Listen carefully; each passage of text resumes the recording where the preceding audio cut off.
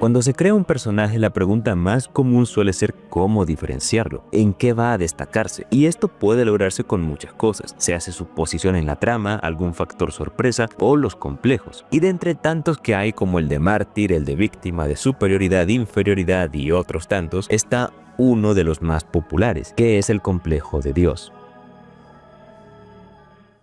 Lo primero a tener en cuenta con estos personajes es un conjunto de 3 factores clave, que son la base del personaje o su construcción, credenciales y lo que haga con esto en la trama. Empezando por la base del personaje, esto se refiere a su contexto y a su apartado más psicológico. ¿Qué tipo de mentalidad posee para que ante el detonante adecuado decida creerse un ser por encima de todo, una deidad? Y un gran ejemplo de esto fue Light de Death Note.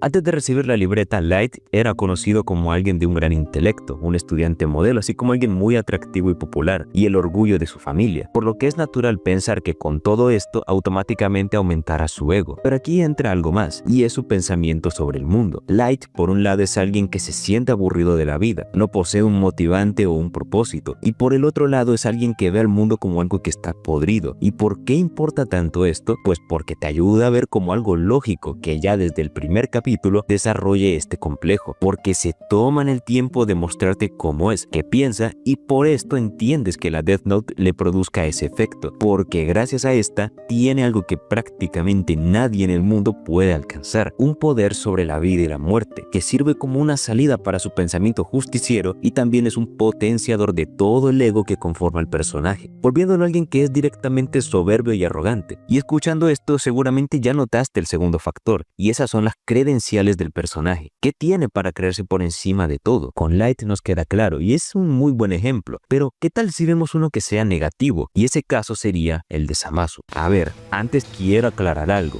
y es que utilizaré solo a la versión del anime. En esta versión nunca se aclara que él sea un dios, sino el aprendiz de uno, o mejor dicho, un aspirante a Kaioshin. Recordemos que el hecho de tener ki divino no implica necesariamente que el personaje realmente sea considerado un dios, como les pasa a Goku y Vegeta, con quienes aunque se dice que tienen el poder de uno, nunca se les ha dado dicho título, ya que implica más cosas que solo la fuerza. Sabiendo esto, podemos analizar un poco a este personaje, porque Dios mío, y nunca mejor dicho, este caso sí que es para hablar de él. Zamasu inicia como un aprendiz de Kaioshin, de quien se nos cuenta cómo fue desarrollando un desprecio por los mortales, al considerarlos seres violentos, sin gracia y faltos de belleza. En otras palabras, los ve como un desperdicio, y con ello se mezcla su propia arrogancia al estar cerca de ser un dios. Pero he aquí el motivo por el cual de Light sí nos creemos su complejo y hasta nos parece fascinante, mientras que con Zamasu es irritante y cansino. Y es que este segundo no tiene credencial alguna para que digamos, ok,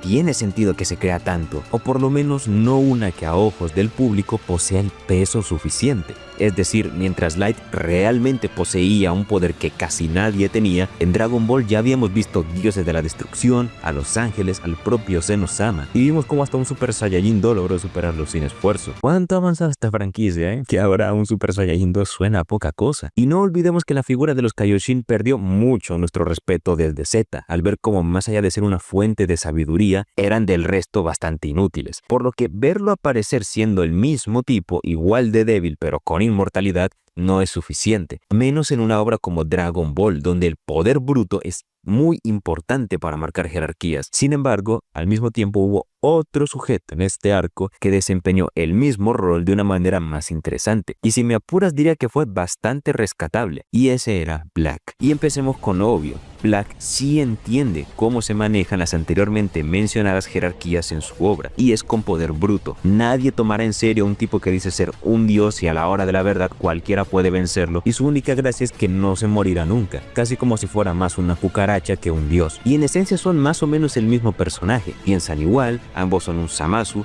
pero con Black se maneja mejor, porque al menos con este sí te lo crees, porque no es solo ideología, es el poder para hacer su voluntad, siendo el verdadero peligro de esta saga con ese Zenkai tan descontrolado que tenía, y un poquito de guionazo, pero bueno. Y ya que estamos hablando de shonen, podemos tocar un momento a One Piece y a Enel, el cual es una concepción más sencilla de este tipo de personaje, pero es que con él también puedes creerte que se crea un dios, es decir, salvo por Luffy, no había nadie más en toda Skypiea que pudiera tan siquiera pudiera tocarlo sin que sea una sentencia de muerte. Y por esto es tan importante el segundo factor, porque si no solo se verá a alguien arrogante que se ve como más de lo que realmente es, no a una amenaza, al punto de que si me lo preguntas a mí, creo que el arco de Black habría funcionado bastante mejor, o por lo menos habría sido más llevadero si el único villano hubiera sido el Zamasu que se transformó en Black. Pero claro, faltaría más decir que si el propósito es crear tal cual a un personaje vende humos en lugar de uno que tenga con qué verse como un dios, es válido ignorar este punto. Pero esta vez hablamos solamente en el caso de que quieras que el personaje sí sea alguien de temer. Pero claro, esto no es solo psicología y poder, porque ¿de qué sirve darle un propósito claro y un gran poder del tipo que sea si no sabrá aprovecharlo? Y ahí es donde entra un viejo conocido del canal, Devil May Cry. Pero esta vez el spin-off, porque bueno, ya que cancelaron esa saga, no sé si sea acertado seguirlo llamando un reboot, porque vamos a hablar sobre Mundus. Y si bien sé que el original también tenía este concepto, y si bien sé que el original también tenía este complejo, siento que se profundizó mucho más en DMC, donde lo vemos gobernar el mundo, pero no desde su fuerza bruta, sino aprovechando las reglas que la propia humanidad utiliza, lavándoles el cerebro en cada sector de su sociedad. Y esto es porque Mundus disfruta el control absoluto, pero sin recurrir a la destrucción. Le gusta sentir que todos están por debajo de él desde su propia ignorancia, y aquellos que lo traicionaron como su hermano Sparda sufrieron un castigo eterno. Pero incluso si nos diera por hablar de fuerza, Mundus era sin dudas el personaje más fuerte de su universo, alguien contra quien se tuvo que mover cielo, mar y tierra para lograr frenarlo, y aún así el propio Dante estuvo a nada de morirse en el intento. Mundus tenía el pensamiento, el poder, y con ello sus acciones lo llevaron a dominarlo todo. Yo sé que habrán quienes prefieran al de Devil May Cry 1, y al menos por diseño también prefiero a ese, pero es innegable que este exploró mucho más el personaje, y vaya que le salió bien. Y antes de que me lo digan, no, Mundus no era literalmente un dios, tenía un gran poder, pero era un demonio, no un dios. Y por último, antes de irnos a las conclusiones, tratemos como sorpresa una cosita más, aunque sea de manera breve. Y es que no siempre es quien puede destruir más montañas el que debe tener este complejo. Un personaje puede tenerlo y destacar por otras cosas como Ozymandias, cuyo distintivo era su gran inteligencia, al punto de que nadie logró descifrar realmente lo que tenía planeado para su nuevo mundo, ni siquiera el propio Dr. Manhattan, o por lo menos así fue hasta donde me llega a memoria. Aunque es verdad que este podría estar entre un complejo de Dios y también una especie de complejo de Mesías o de Salvador, complejo que quizás trataremos otro día. Entonces, como conclusiones, ¿qué podríamos sacar? Lo primero es recordar que estos personajes deben tener un contexto y un pensamiento que les sirva como una base para luego darles este complejo. Nadie pasa de 0 a 100 así como si nada. Debe haber, aunque sea desde detrás de cámaras, una progresión. Y si es de esta última manera, que al menos haya indicios de que sucedió. Lo segundo es darles algo en lo que realmente sobresalgan a un nivel superlativo y que además pueda ser convincente por el público, o si no, solo se le verá como un arrogante del montón. Lo tercero es que estas cualidades deben fundamentarse con acciones. Se hace algo más sutil como el Mundus de Devil May Cry 1, que demostró ser capaz de crear vida, el de DMC, que dominó el mundo sin siquiera usar sus puños, o Black, que fue quien realmente pudo llevar a cabo el plan Cero Humanos. Y por último, recuerda que al final esto solo es otra opinión de un novato del montón. Por lo tanto, no tomes lo que digo como una verdad irrefutable. Tómalo que te parezca útil nada más. Y si quieres probar algo diferente, hazlo. Después de todo, lo bonito del arte es que nada sea 100% seguro.